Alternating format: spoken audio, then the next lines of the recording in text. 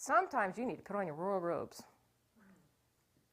Doesn't matter what you feel like. She didn't feel good. And she was fragile. And she was terrified that she might die. But she put on her royal dress. I like that. And the royal dress, Beth Moore says in one of her studies that the royal dress is the same as that of a priest. The purple and the white linen.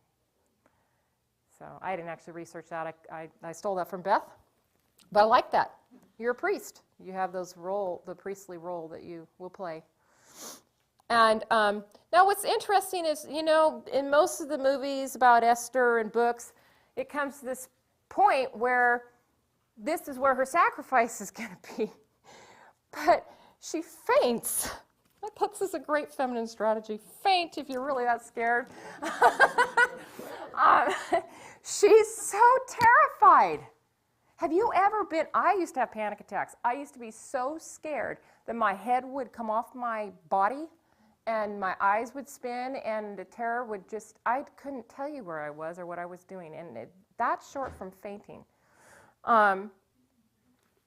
She was so terrified she fainted. So it doesn't mean it's going to be easy, but it wasn't as bad as she thought it was going to be because she didn't have the right information.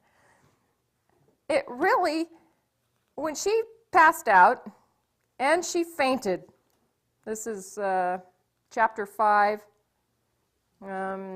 verse 10.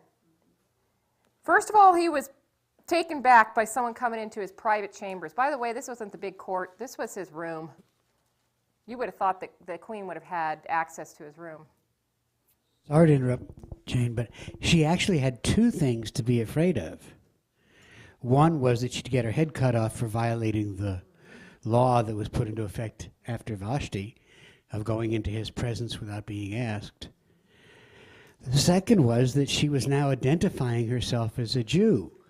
And if he didn't accept her petition, then she'd get her head cut off for being Jewish, or she'd get hanged for being Jewish. So she had two threats against her, not just the one that she was violating the law of Vashti, but she was also violating the law of Haman.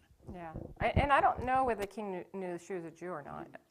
Yeah, but so she goes in. At first, he's angry because probably anybody that stepped into his private quarters was just initially is going to be a shock, okay? But here she is. She's very fragile and very weak. And sometimes that makes a man a hero. When I'm weak, my husband becomes a hero to me. He knows exactly how to help me. Sometimes he helps me get to that spot.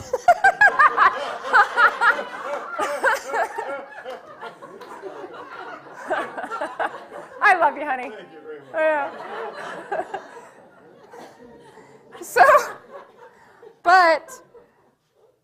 And sometimes we're afraid of our husbands, I mean, she was afraid of him.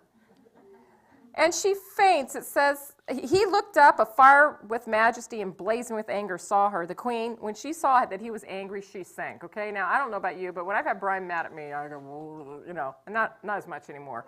But, at one time when I was still kind of fragile and up and rising in my queenship, that would happen.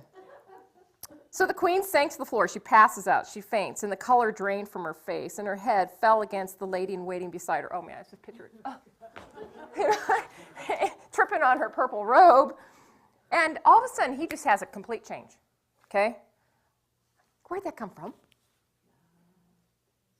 Partially because she was vulnerable and because of the prayers. You got a problem with your man? Pray for him. And shut up. That'll work really good. And faint before them because they love to rescue. But don't pretend you're fainting. It has to be real. You guys like that, huh? So it says, God changed the king's heart, inducing a milder spirit. You know that men have a beautiful spirit towards children and women if they're just given half a chance. He sprang from his throne in alarm and took her in his arms until she recovered, comforting her with soothing words. What is the matter, Esther? I am your brother. Oh, now he changes his mind. I'm not the king. I'm not your husband. I'm going to be your brother. Come to me. And raising his golden scepter, he laid it on Esther's neck, embraced her, and said, Speak to me. And she says to me, you look like one of God's angels. Okay, if I don't know if any of you have ever seen an angel. I haven't, but it terrified me. But God allowed her to see him in such a light that that fear had to actually stay there for the whole thing to work out. So, panic attacks sometimes have their place in your life. Don't like them, though. And my heart was moved with fear of your majesty. You are a figure of wonder. Look at the honor. This is the honor we can rightfully do towards the people in the world. Your face is full of graciousness. Now, was he really? I don't know, but you know what? She was speaking a prophetic word to him. Your face is full of graciousness. She wasn't calling him a drunken, brawler, sex addict.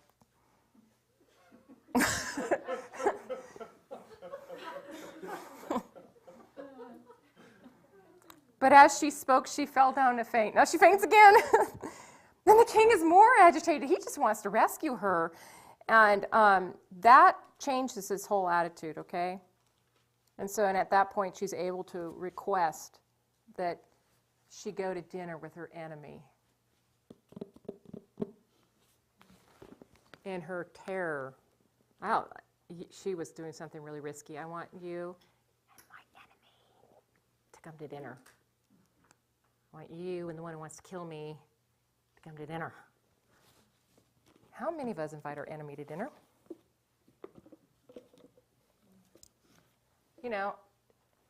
Haman is personified. We all get this. We all do this. There's some people who have it, more than others. But she wasn't afraid to be among it. I have to go into bars when I'm in Ireland.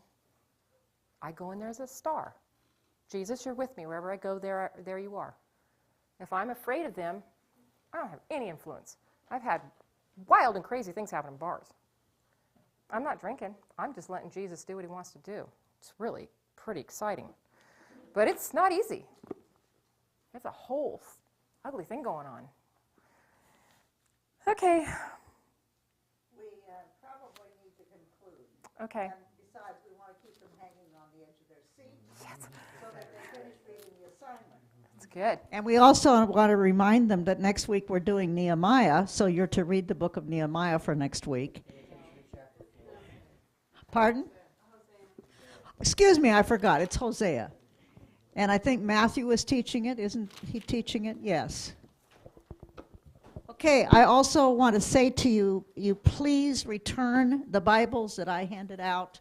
Put them here. They sell for $25 each. Some of you got them for $20. The ministry lost $5 on that, so Jenny just told me tonight. So if any of you want to buy one, that's fine. But I wanted you to be able to read in the book as it was being written. Well, to very quickly sum it up. Everything works out. Don't tell them that.